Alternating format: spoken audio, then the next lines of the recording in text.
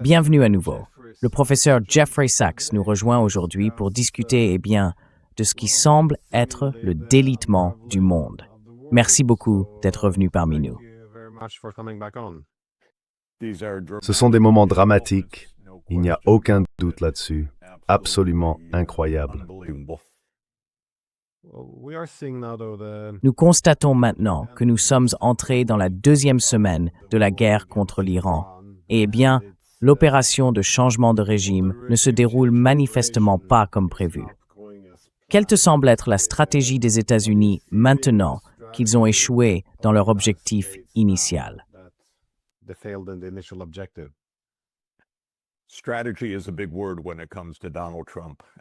La stratégie est un grand mot quand il s'agit de Donald Trump. Je ne pense pas qu'il y ait une stratégie. Nous ne savons pas vraiment. Et bien sûr, en temps de guerre, on ne va pas nous dire ce qui se passe en coulisses. Mais ce que nous pouvons constater, c'est une immense confusion. Confusion sur les attentes quant à ce qui allait se passer, confusion sur les objectifs de guerre, confusion sur la situation réelle sur le terrain. Le brouillard de la guerre est l'expression habituelle, et je pense que nous sommes complètement plongés dans ce brouillard en ce moment à Washington. Le seul canal public dont nous disposons, ce sont les publications de Donald Trump sur Truth Social, les divagations d'un fou. Et cela fait aussi partie de ce que nous vivons. Nous avons une guerre d'une grande dangerosité et complexité, et nous avons un président qui est, à mon avis, mentalement déséquilibré.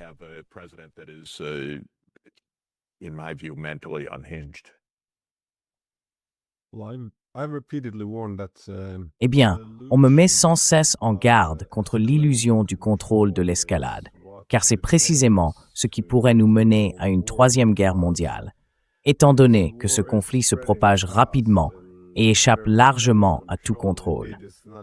En effet, il ne s'agit pas seulement d'une guerre en Iran. Nous voyons l'Iran revendiquer des frappes contre des bases américaines dans plusieurs pays, tout en niant les attaques contre l'Arabie saoudite, l'Azerbaïdjan et la Turquie, ce qui ne semble plus très cohérent. Il se peut bien sûr que les États-Unis et Israël cherchent à impliquer des forces par procuration. Nous n'en savons rien.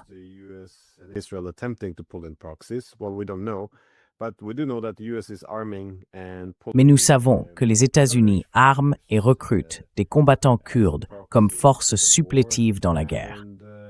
Et il y a maintenant des arguments selon lesquels la Russie fournirait des renseignements à l'Iran, ce dont je ne suis pas certain, mais cela semble probable, tout comme les États-Unis fournissent des renseignements à l'Ukraine.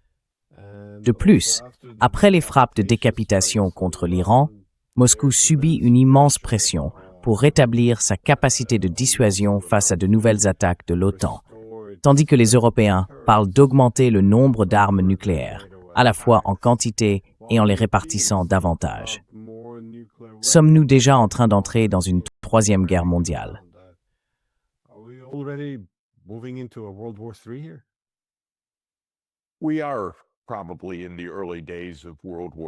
Nous sommes probablement aux premiers jours de la Troisième Guerre mondiale, et la question est de savoir si elle peut encore être contenue. Mais nous sommes déjà dans une guerre mondiale, car des combats ont lieu dans l'hémisphère occidental. Même si l'attention est tournée vers l'Iran, Trump laisse entendre, de manière à peine voilée, que les États-Unis prendront Cuba, et cela pourrait bien se produire. La guerre en Ukraine, bien sûr, se poursuit. La guerre au Moyen-Orient s'étend désormais à toute la région. Le conflit entre le Pakistan et l'Afghanistan est peut-être lié d'une manière ou d'une autre à tout cela. Un navire de guerre iranien a été coulé au large des côtes de l'Inde. Et pour toutes ces raisons, des combats ont lieu dans le monde entier, au moins de façon plus ou moins connectée.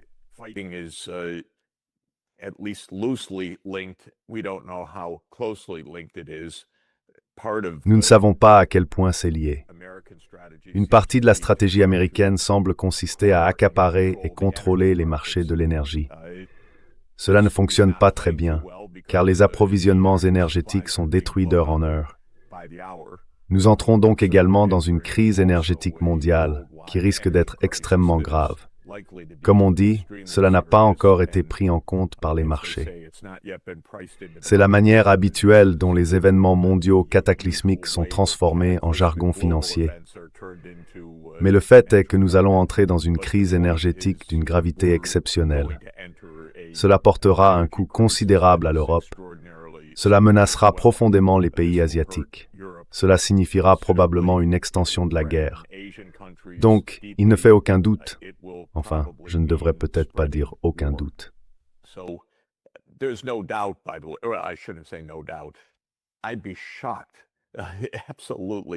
Je serais absolument stupéfait si la Russie et la Chine ne soutenaient pas l'Iran. Pourquoi ne le ferait-elle pas? Elles entretiennent une relation stratégique avec l'Iran. La Chine dépend de l'Iran pour son pétrole. Les États-Unis sont en quelque sorte en guerre avec la Chine, et une grande partie de ce que font les États-Unis vise en réalité la Chine. Par exemple, couper l'approvisionnement en pétrole vénézuélien vers la Chine. Cherchez maintenant à couper l'approvisionnement en pétrole russe vers la Chine, bien que la dérogation ait été levée à cause du chaos, et tenter de couper les livraisons iraniennes vers la Chine. Donc si la Chine ne soutient pas l'Iran, c'est que tous nos manuels sont faux, c'est certain. Si la Chine restait les bras croisés pendant que les États-Unis prenaient le contrôle du monde, ce serait pour le moins étrange.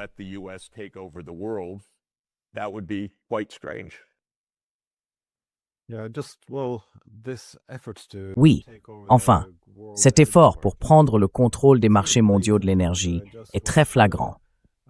Je veux dire, je viens de regarder un extrait sur Fox News où il disait « Oui, quel que soit le prix que nous payons dans cette guerre, il sera largement compensé par les immenses bénéfices une fois que nous aurons aussi pris le contrôle du pétrole iranien. » Et cela m'a fait penser à l'article que vous avez écrit récemment, soutenant que l'attaque américano-israélienne contre l'Iran est également une attaque contre les Nations Unies. Et en effet, bien que le droit international ait évidemment déjà été violé par le passé, il ne semble même plus y avoir de prétention à le respecter. En fait, il semble y avoir une sorte de fierté à l'ignorer. Par exemple, Hegseth rejette les règles d'engagement comme étant politiquement correctes et faibles. Il semble donc y avoir des efforts presque directs pour démanteler le droit international, comme le souligne clairement le Conseil pour la paix. Je me demandais si vous pouviez développer cet argument.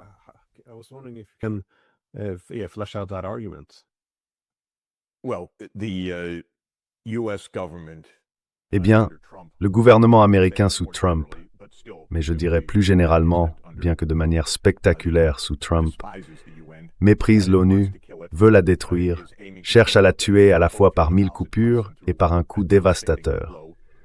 Si vous croyez être l'hégémon du monde, comme l'empereur Donald le croit, alors tout ce qui tente, de manière lilliputienne, de vous retenir est pathétique. Ils veulent donc écraser les Nations Unies, et ils l'ont dit très clairement. Plus tôt cette année, les États-Unis se sont retirés de plus de 30 agences de l'ONU. Les États-Unis ont répudié des traités et des objectifs fondamentaux de l'ONU. Nous avons assisté à la fin des accords de contrôle des armements nucléaires qui faisaient partie du système onusien. Les États-Unis ne payent pas leurs cotisations à l'Organisation des Nations Unies. Les États-Unis ne respectent pas les institutions des Nations Unies.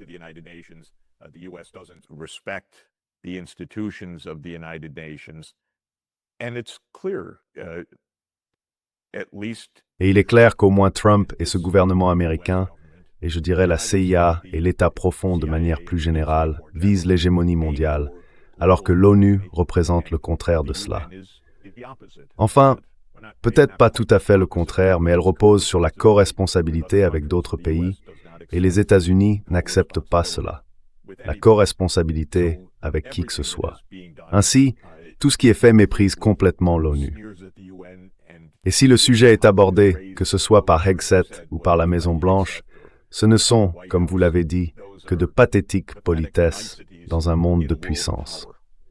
Nous n'avons pas vraiment vu une telle brutalité de sentiments, de rhétorique et d'action depuis 1945, de la part de quiconque d'ailleurs, que ce soit l'Union soviétique, les États-Unis à une époque antérieure ou tout autre pays.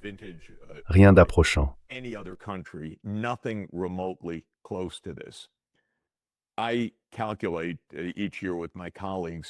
Chaque année, avec mes collègues, je calcule un indice de multilatéralisme aligné sur l'ONU que nous publions dans le rapport sur le développement durable.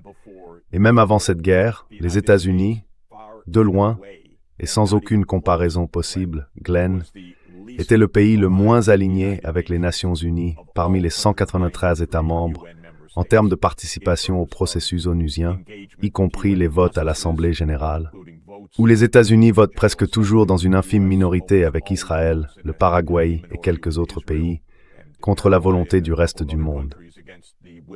En ce qui concerne le refus de signer ou le retrait de traités, les États-Unis agissent tout simplement en francs-tireurs, ou cherchent à détruire l'ONU, disons-le ainsi.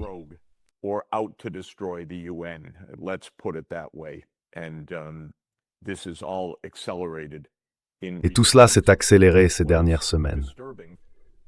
Ce qui est troublant, si je puis employer un terme modéré car j'en préférerais un plus fort, c'est que l'Europe est totalement complice de cette situation. L'Europe ne montre pas la moindre parcelle de soutien au système des Nations Unies, à ses processus, ni surtout à la Charte des Nations Unies. Le cœur de la Charte des Nations Unies, le but même que l'on trouve dans le préambule et dans les premiers articles, est d'empêcher l'usage de la force et la menace de la force d'une nation contre une autre. C'est l'essence même de tout le système onusien. L'article 2, paragraphe 4 de la Charte des Nations Unies, que j'encourage chacun à consulter et à lire, stipule qu'aucune nation ne peut menacer ou recourir à la force contre une autre nation.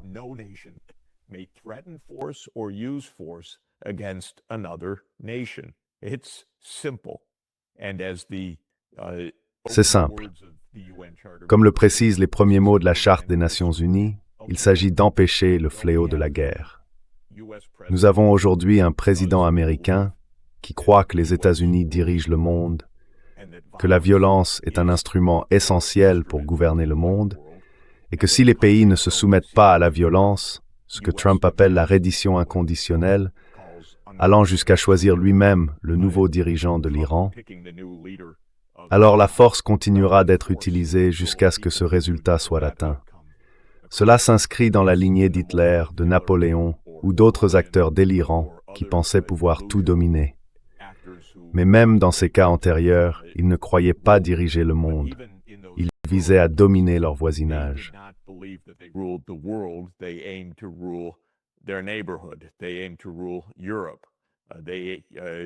Ils visaient à dominer l'Europe. Hitler visait l'espace vital dans les terres slaves. La rhétorique et le comportement de Trump montrent qu'il croit qu'il dirige le monde. D'ailleurs, il le croit autant sur le plan personnel que politique. Et je n'exagère pas. Ce n'est pas le syndrome d'obsession anti-Trump. C'est simplement son comportement manifeste. Cet homme est cinglé et cela se voit. Il présente tous les traits de la mégalomanie, de la grandiosité, du narcissisme. Et il est d'ailleurs tout à fait clair que les processus gouvernementaux américains, où la politique étrangère des États-Unis est généralement dirigée par la CIA, sont actuellement mis à rude épreuve, car ils n'arrivent pas à suivre cette folie.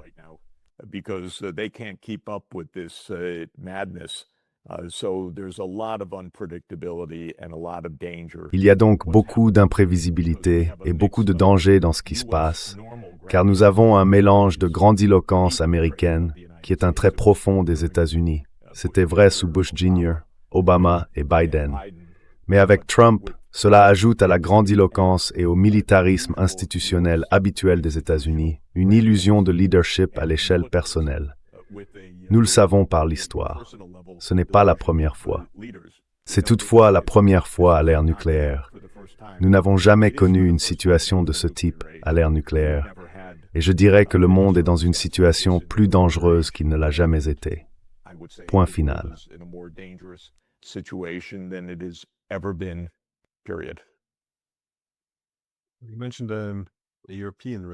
Vous avez mentionné la réponse européenne à cela.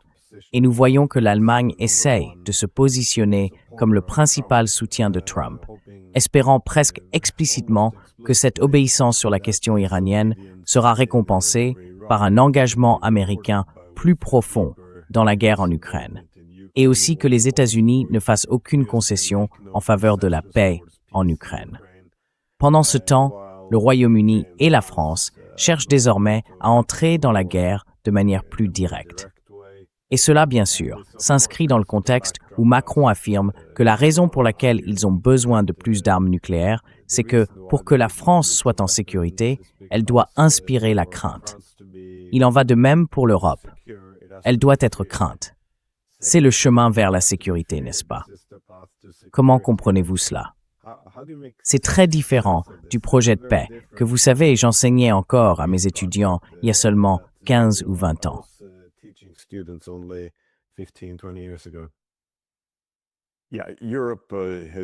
Oui, l'Europe a complètement perdu toute influence, toute identité et tout bon sens.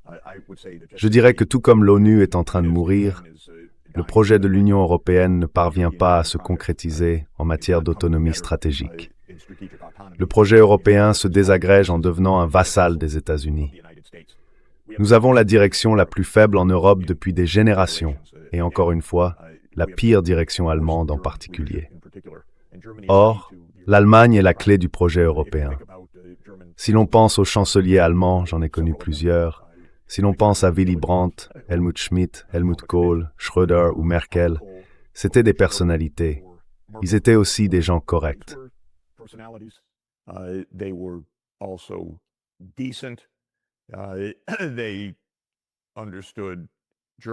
Ils comprenaient les intérêts allemands, mais ils comprenaient aussi l'idée de l'Europe comme un projet de paix après des siècles de guerres dévastatrices. Les deux derniers chanceliers allemands se sont écartés de cette approche. Scholz a simplement été le chancelier le plus faible, une véritable nullité. On disait que les États-Unis avaient quelque chose contre lui, qu'il avait été d'une manière ou d'une autre suborné. Je n'ai aucune idée si c'est vrai. Et avec Merz, on a l'impression que, mon Dieu, on a l'impression que cet homme veut un retour au militarisme allemand. Je pourrais être moins poli, mais quand on regarde Merz, on voit quelqu'un qui semble ne rien savoir de l'histoire moderne.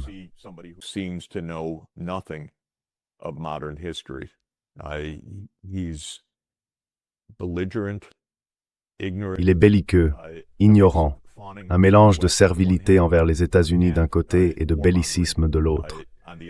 Incohérent et absolument pas dans l'intérêt de l'Europe ni de l'Allemagne. Il ne comprend pas son rôle, je suis désolé de le dire. Son travail, dès le premier jour, aurait dû être de décrocher le téléphone, d'appeler son homologue en Russie, le président Poutine, et de commencer à discuter de cette relation essentielle entre l'Allemagne et la Russie. Pour éviter la catastrophe et reconstruire une forme de sécurité collective sur le continent. Il n'a pas levé le petit doigt, pas une seule fois. Il ne lui est même pas venu à l'esprit que c'était son rôle.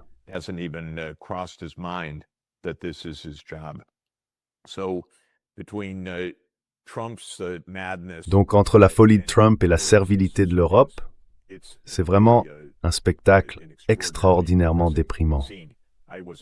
J'étais au Conseil de sécurité de l'ONU la semaine dernière après qu'Israël et les États-Unis ont attaqué l'Iran. Et là se trouvaient les ambassadeurs européens, au Conseil de sécurité de l'ONU, les uns après les autres, le jour même où les États-Unis et Israël avaient attaqué l'Iran, tous en train de réprimander l'Iran, la plupart sans même mentionner l'attaque israélo-américaine. Tu ne peux pas imaginer, Glenn, à quel point c'était surréaliste. J'étais particulièrement troublé et intrigué par l'ambassadeur danois. Le Danemark est un pays qui pourrait être envahi par les États-Unis d'ici peu, avec une probabilité très, très élevée. Les États-Unis déclareront que le Groenland est américain pour des raisons de sécurité nationale.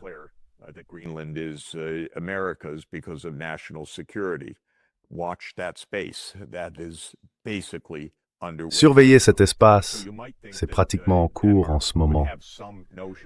On pourrait penser que le Danemark aurait une certaine idée de l'importance du droit international, car un jour ils viendront pleurer devant le monde. Regardez comme l'empereur Donald est injuste avec nous. Il nous prend notre territoire. Mais il y avait là l'ambassadrice danoise, fulminant pleinement contre l'Iran sans rien mentionner de la guerre qu'Israël et les États-Unis avaient déclenchée contre l'Iran. Je suis allé la voir ensuite pour lui faire part de mes inquiétudes. Mais elle m'a regardé, s'est retournée et est partie. Ils ne veulent pas s'engager. Ils ne veulent pas discuter. Le caractère pathétique de tout cela est vraiment frappant. C'est triste de voir l'Europe tomber ainsi, complètement, dans le sillage de la folie américaine et israélienne. Fall into line with American and Israeli madness is something that you would not have thought of. C'est quelque chose que vous n'auriez jamais imaginé de la part de Schuman, de Monnet ou des autres architectes de l'Europe. Des personnes qui savaient ce que signifiait la Seconde Guerre mondiale et qui visaient à empêcher une Troisième Guerre mondiale. Ils se seraient comportés différemment, tout comme des générations de dirigeants européens. Là encore, qu'il s'agisse de Willy Brandt, d'Helmut Kohl, de Gaulle ou de Mitterrand, on aurait eu une idée complètement différente. Une Europe qui est l'Europe, héritière de milliers d'années de civilisation, qui a de l'expérience, qui a connu la guerre et qui veut la paix. Mais ce n'est pas du tout ce que nous voyons. Nous avons von der Leyen, nous avons Merz. On ne pourrait pas inventer une telle situation aujourd'hui, tant ce projet s'est effondré. Et c'est pourquoi nous sommes au premier jour de la Troisième Guerre mondiale. Parce que personne n'a actuellement le bon sens de dire à l'empereur Donald que ce n'est pas une bonne idée.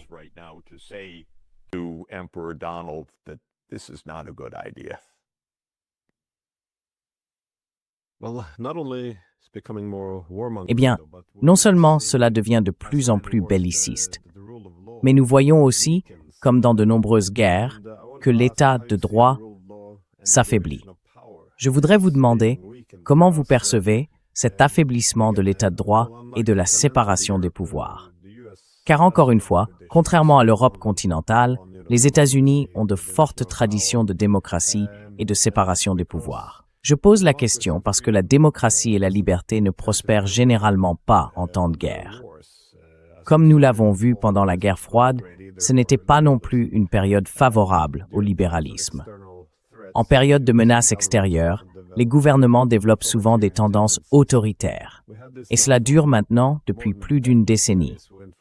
On est passé de la guerre entre la Russie et la Géorgie à la guerre en Ukraine. Nous avons la guerre économique avec la Chine. Rien de tout cela ne s'arrête vraiment. Tout s'empile. Et maintenant, bien sûr, le Moyen-Orient est en feu. Dans ces conditions, on pourrait s'attendre à un affaiblissement de l'état de droit. Je le constate d'ailleurs ici en Europe également. L'Union européenne en est venue à sanctionner ses propres citoyens.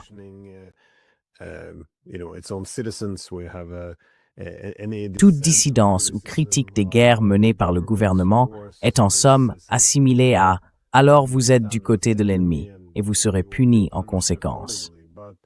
Mais comment voyez-vous la situation aux États-Unis? Parce que si l'état de droit y est déjà perdu, cela n'augure rien de bon pour l'Europe.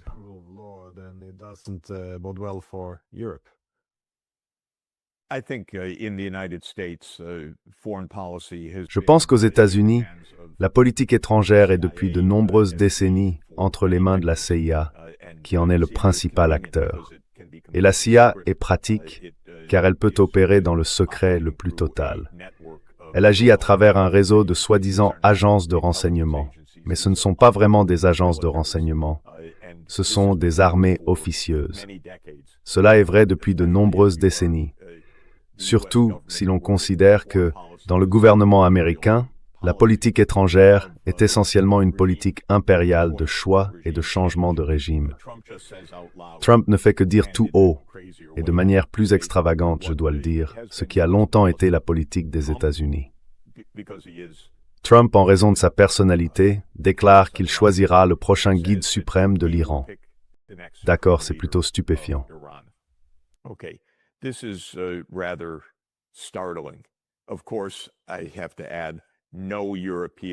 Bien sûr, je dois ajouter que aucun dirigeant européen ne murmure un mot pour dire que tout cela est étrange, que c'est une bonne façon de laisser une guerre s'intensifier et continuer jusqu'à nous faire tous tuer. Pas un seul dirigeant européen ne se gratte la tête pour dire « Oh, voilà notre allié qui dit les choses les plus absurdes qu'on puisse imaginer ». Non, ils ne disent pas ça. Mais en tout cas, cet état d'esprit, on pourrait le trouver un peu étrange. Souvenez-vous que la CIA a toujours eu ce genre de mentalité. Et en 1953, sans examen public, sans explication, les États-Unis ont choisi qui dirigerait l'Iran.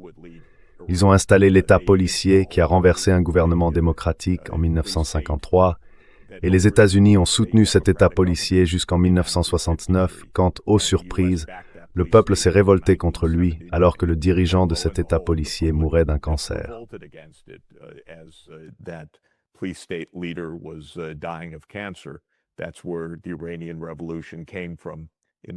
C'est de là qu'est venue la révolution iranienne en 1969. Non pas de nulle part, mais d'un État policier imposé par les États-Unis. Eh bien, si l'on regarde partout dans le monde, y compris en Europe, les États-Unis imposent des gouvernements de leur choix. Cela signifie que l'État de droit aux États-Unis, en matière de politique étrangère, a toujours été une façade. Je trouve cela très remarquable. Je pense qu'il est très important que les historiens et les analystes réfléchissent au célèbre discours d'adieu de Dwight D. Eisenhower, qui fut le commandant suprême des forces alliées, le plus haut gradé de l'armée américaine, et qui devint président de janvier 1953 à janvier 1961. Dans son discours d'adieu du 17 janvier 1961, il mit en garde, de manière célèbre, contre le complexe militaro-industriel. Nous devrions comprendre ce message d'adieu d'une autre manière.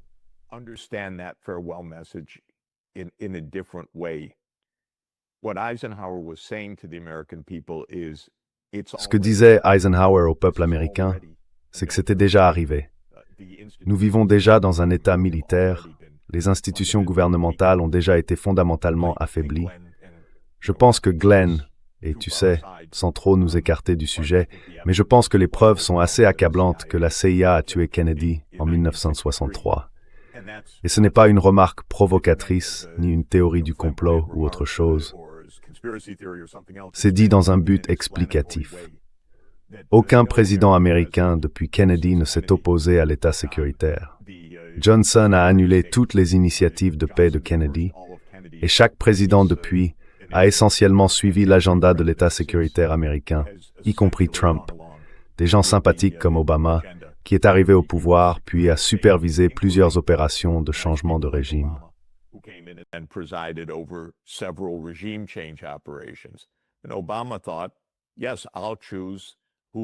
Et Obama s'est dit, oui, je vais choisir qui dirigera la Syrie.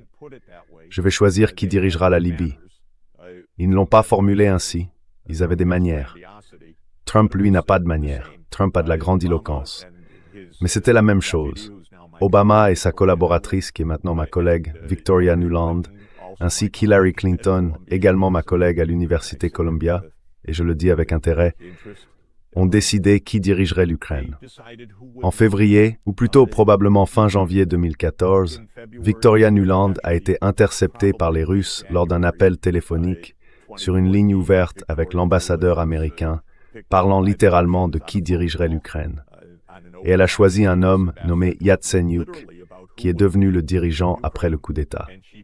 Donc, quand Trump dit « Je vais choisir qui sera le guide suprême », cela semble extravagant, et ça l'est.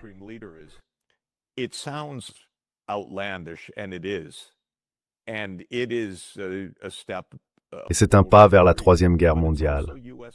Mais c'est aussi le comportement des États-Unis, simplement la partie habituellement passée sous silence de ce comportement.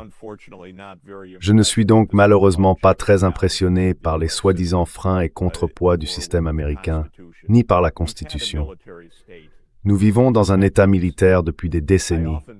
Je pense souvent que, tout comme la République romaine est devenue l'Empire romain, la République américaine est devenue l'Empire américain. Quelle est la date exacte de cette transformation? Dans le discours courant, on cite l'histoire romaine comme un avertissement adressé aux États-Unis. Ne laissez pas cela se produire. Mais je pense qu'on peut tout à fait soutenir que non seulement cela s'est produit, mais que cela s'est produit il y a plusieurs décennies. Et je me demande si, en étant à Rome en 27 Avesienjosi, Lorsque Auguste s'est proclamé, nous aurions ressenti que c'était une ligne de partage. Whether we would have felt that that was a dividing line. That's historians' dividing line, but there was still the Senate. C'est la ligne de partage des historiens. Mais il y avait encore le Sénat. Les sénateurs portaient encore la toge. Il y avait encore des consuls. On aurait dit que les institutions de la République romaine étaient toujours intactes. Et j'ai le sentiment que c'est la situation des États-Unis, que peut-être la République américaine a pris fin en novembre 1963 avec l'assassinat de Kennedy, et que depuis, nous vivons dans l'Empire américain. Je ne sais pas. Mais je soulève simplement ce point pour dire que Trump est extravagant. Il possède cette personnalité de la triade noire, faite d'un machiavélisme extrême, d'un narcissisme malin et d'une psychopathie, ce qu'on voit quand il montre une absence totale d'intérêt pour ceux qui meurent. Il n'y a aucun sentiment. Nous savons donc qu'il s'agit d'une expérience psychologique très inhabituelle, mais il est à la tête d'une machine qui existait déjà.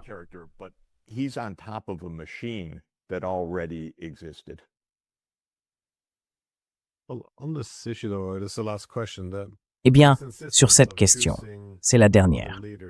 Cette insistance à choisir les dirigeants d'autres pays et cette réticence à trouver des solutions pacifiques avec les adversaires, principalement d'autres puissances montantes comme la Russie, la Chine et l'Iran, dans quelle mesure pensez-vous que cela est lié au refus de renoncer à l'hégémonie?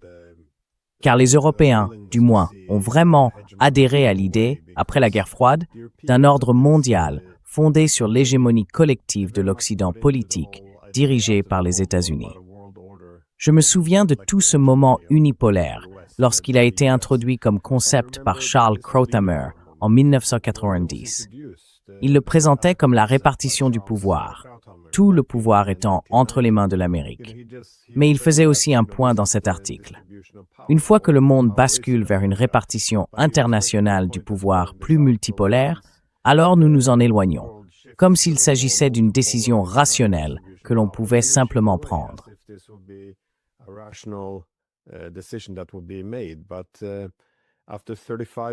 Après 35 ans, durant lesquels cette classe politique a été nourrie par l'idéologie selon laquelle la domination et l'hégémonie perpétuelle de l'Occident représenteraient en quelque sorte cette théorie de la paix démocratique, censée stabiliser le monde et transcender le chaos du passé, l'hégémonie était perçue comme le salut de l'humanité. Après 35 ans de politiciens de ce type, il n'y aura pas de transition pacifique vers la multipolarité. Voyez-vous cela comme une réticence à accepter même l'idée que d'autres puissances puissent exister et que l'Occident ne dominera plus? Pourquoi n'y a-t-il pas d'alternative à l'idée de plonger le monde dans une troisième guerre mondiale?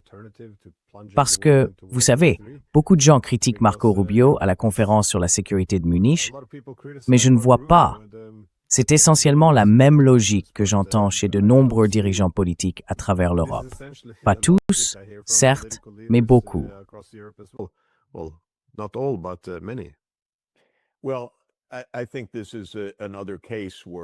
Eh bien, je pense qu'il s'agit d'un autre cas où un processus profond est en cours depuis environ 80 ans. L'idée de multipolarité est à la fois née et morte en 1945 pour la raison fondamentale suivante. Le projet des Nations Unies était aussi le fruit de la victoire de la Seconde Guerre mondiale.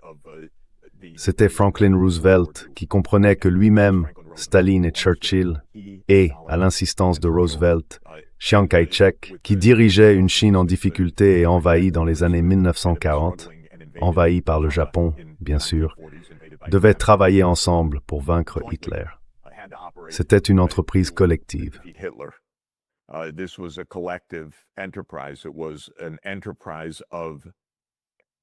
C'était une entreprise des Nations Unies, un terme utilisé dès le début de la Seconde Guerre mondiale. Roosevelt croyait en cette unité, en l'idée que ces nations devaient rester solidaires pour vaincre Hitler et ensuite rendre le monde sûr. Il croyait vraiment en la paix et en la sécurité mondiale. Sur le terrain, l'Union soviétique a supporté l'essentiel de la lutte contre Hitler, perdant 27 millions de personnes et jouant un rôle clé dans la destruction de la machine de guerre hitlérienne. Et Roosevelt le savait. Les États-Unis ont joué leur rôle particulier en tant qu'épine dorsale industrielle de l'effort de guerre, fournissant des armes, des avions, des technologies, des radars, et ainsi de suite, qui ont rendu cela possible. Mais c'est l'Union soviétique qui a supporté le poids principal de la guerre.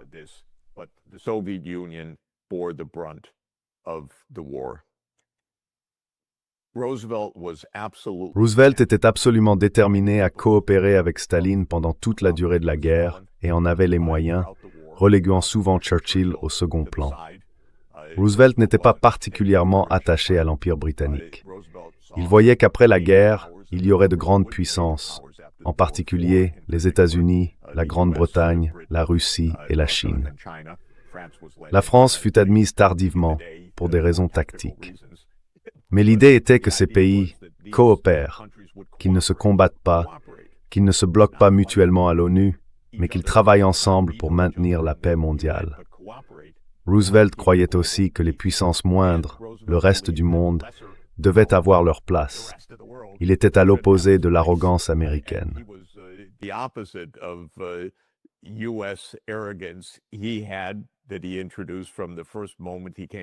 Dès son arrivée à la présidence, il avait instauré la politique du bon voisinage à l'égard des Amériques. Il avait déclaré « Nous devons cesser d'envahir les Amériques, comme Trump l'a fait récemment au Venezuela et s'apprête à le faire à Cuba. » C'est ainsi que l'ONU est née. Un seul problème. Roosevelt souffrait d'hypertension non traitée et il est mort le 12 avril 1945. Ce fut la fin de la vision multipolaire américaine, car Truman, son successeur, était un homme bien moindre, moins expérimenté. FDR était un individu doué, mais Truman a immédiatement adhéré à l'idée que c'était désormais une guerre contre le bolchevisme. FDR, lui, n'était guère impressionné par ces étiquettes, il faut le dire. C'était avant tout un grand pragmatique. Peu lui importait qui appelait qui comment, quel label, quel titre, quelles idéologies.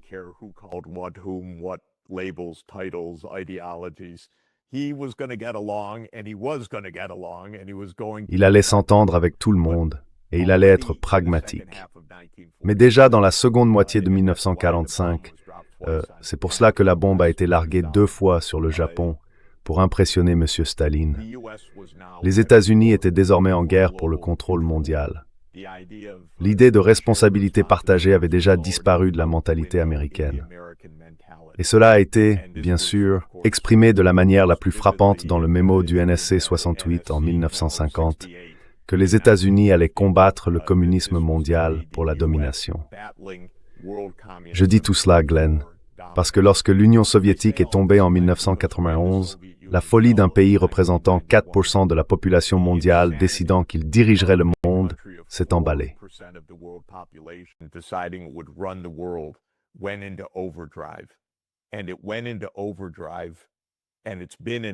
Et cela s'est emballé et c'est resté en sur-régime depuis 1991. Les États-Unis se sont perçus, et par États-Unis, j'entends la CIA, le complexe militaro-industriel numérique, ceux qui prennent les décisions de guerre qui nous ont entraînés sans relâche dans les conflits, qui répartissent les milliers de milliards de dollars, et ainsi de suite, comme dirigeant le monde. Lorsque la Chine a gagné en puissance au fil de plusieurs décennies, les États-Unis s'en sont rendus compte vers 2010. Cela a affolé ces aspirants hégémonistes. Il y avait désormais un ennemi. La Russie, elle, a été écartée comme inutile de toute façon, donc pas vraiment un sujet de préoccupation. Nous n'avons plus besoin d'écouter ce que la Russie dit.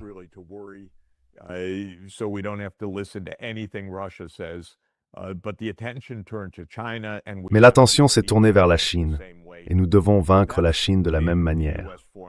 C'est la politique étrangère des États-Unis depuis 15 ans. Rapidement, quelques grains de sable dans l'engrenage. Premièrement, tout cela est délirant, c'est le point de départ. L'idée que les États-Unis dirigent le monde, dominent le monde, imposent leur volonté, relève de la folie. C'est une folie qui dure depuis des décennies, mais une folie répétée qui a conduit à des millions de morts à travers le monde, que ce soit au Vietnam ou au fil des guerres du Moyen-Orient. Deuxièmement, la mauvaise évaluation de la Russie est la raison de la guerre en Ukraine. The US never expected Russia to Les États-Unis ne s'attendaient jamais à ce que la Russie résiste à l'élargissement de l'OTAN, ni à ce qu'elle tienne tête aux États-Unis, ne serait-ce qu'un instant. C'est à la fois une dénigration de la Russie et une exagération profondément illusoire de la puissance américaine. Les deux vont de pair. La guerre en Ukraine est fondamentalement le résultat d'une illusion américaine, exposée très clairement par Zbigniew Brzezinski en 1987. Dans le Grand Échiquier, il expliquait précisément en quoi consistait cette illusion et concluait que la Russie ne pourrait pas résister à l'élargissement vers l'est de l'OTAN et de l'Europe. Et puis l'autre élément perturbateur, c'est Israël.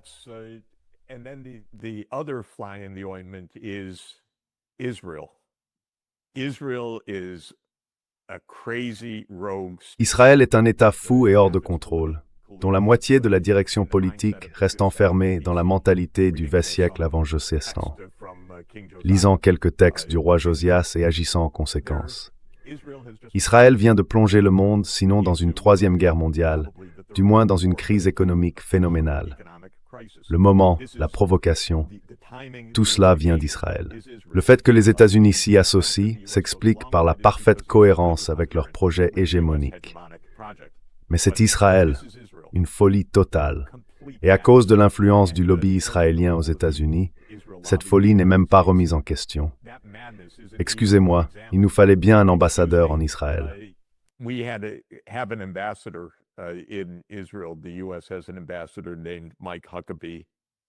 Les États-Unis ont un ambassadeur nommé Mike Huckabee, qui est, disons-le ainsi, un petit théologien protestant évangélique, si je peux le formuler ainsi, c'est déjà très poli.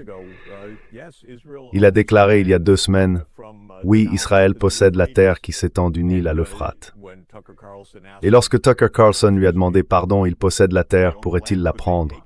Il a répondu, bien sûr, oui, bien sûr, il pourrait la prendre. C'est ce que les psychologues ou les psychiatres appellent parfois une folie partagée. C'est la folie d'Israël qui fait écho à celle des États-Unis. Israël veut être l'hégémon du Nil à l'Euphrate, voire au-delà. Les États-Unis veulent être l'hégémon du monde. C'est un projet de longue date.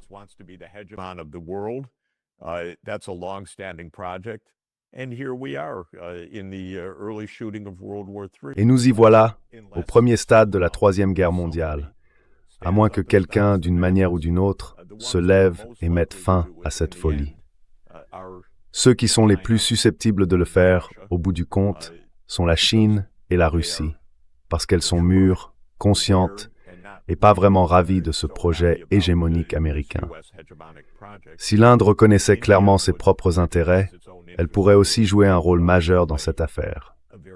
Mais l'Inde s'est en partie ralliée au projet américain, et cela soulève une grande question. À quoi pense l'Inde? À quoi pensent les dirigeants indiens? Ils ont eu l'Empire britannique pendant quelques siècles. Cela aurait dû suffire.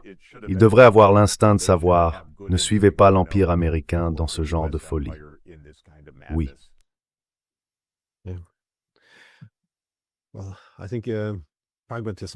Eh bien, je pense que le pragmatisme, comme vous le dites, est ce dont nous avons besoin. En 2003, Condoleezza Rice a déclaré que la multipolarité, qu'elle qualifiait de théorie et non de répartition du pouvoir entre intérêts et valeurs concurrentes, était quelque chose que personne ne devrait souhaiter. Parce que, disait-elle, si l'on valorise la liberté, on ne veut pas y mettre de frein. Donc la logique est la suivante. Nous devons avoir la domination. Sans domination, il ne peut pas y avoir de liberté. Et je pense que cela s'applique aussi aux Européens. Nous adhérons pleinement à cette idée. Quand j'écoute nos politiciens et nos journalistes, c'est pour cela qu'ils sont prêts à faire la guerre à la Russie, prêts à faire la guerre à la Chine, prêts à faire la guerre à l'Iran et à incendier le monde. Parce que sinon, il ne pourrait pas y avoir de liberté. Il faut qu'il y ait domination. C'est la soi-disant vertu de la domination qu'on nous vend comme étant la liberté.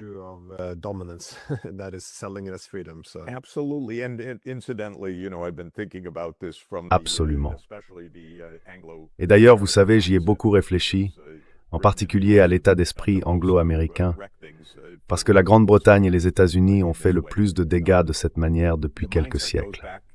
Cet état d'esprit remonte à la philosophie de Thomas Hobbes, qui disait que dans l'état de nature, la vie est solitaire, pauvre, désagréable, brutale et brève. Et Hobbes affirmait que pour sortir de la guerre de tous contre tous, il fallait un léviathan, comme il l'appelait. Il fallait un pouvoir supérieur.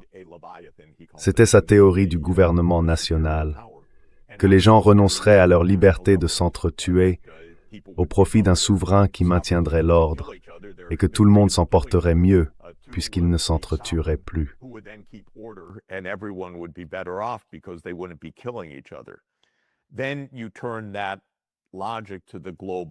Ensuite, vous appliquez cette logique à l'ordre mondial. La manière dont la CIA, le MI6 et d'autres agences de renseignement occidentales l'interprètent consiste à dire « Eh bien, nous n'avons pas de léviathan suprême qui gouverne, donc c'est une guerre de tous contre tous. » Et il faut être brutalement réaliste. C'est eux ou nous. Parfois, il faut frapper le premier, comme Israël et les États-Unis frappant l'Iran. C'est cet état d'esprit. Mais une autre facette de cet état d'esprit, c'est que les États-Unis disent « Nous serons le Léviathan, merci ».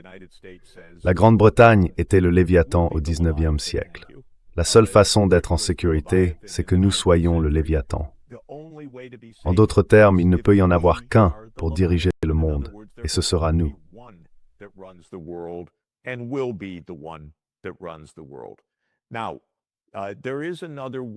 Maintenant, il existe une autre voie qui consiste à s'entendre les uns avec les autres. Vous établissez quelques règles communes. Vous partagez le bac à sable. Nous apprenons cela à nos enfants de 5 ans. Ce n'est pas impossible. Il n'est pas nécessaire d'avoir un seul dirigeant du monde pour avoir la paix. Et c'est ce que les hégémonistes ou suprémacistes américains ne parviennent pas à comprendre. Mais je pense qu'en partie, ils sont prisonniers d'un stade émotionnel, peut-être avant 5 ans. Je ne sais pas. Ils ne voient pas vraiment qu'il existe une autre voie, que dans un monde multipolaire, nous pourrions réellement nous entendre. Nous pourrions établir quelques règles de conduite. Nous pourrions avoir une certaine coopération. Celui qui avait compris cela, comme je l'ai dit, aux États-Unis, c'était Franklin Roosevelt.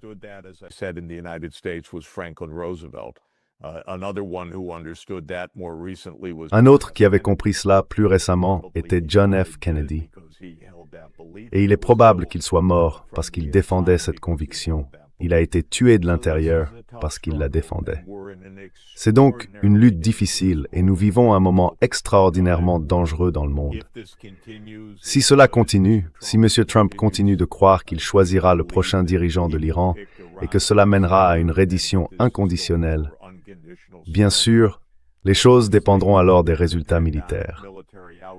Mais une véritable possibilité est celle d'une crise économique mondiale provoquée par Israël et les États-Unis, comme nous n'en avons pas vu depuis longtemps.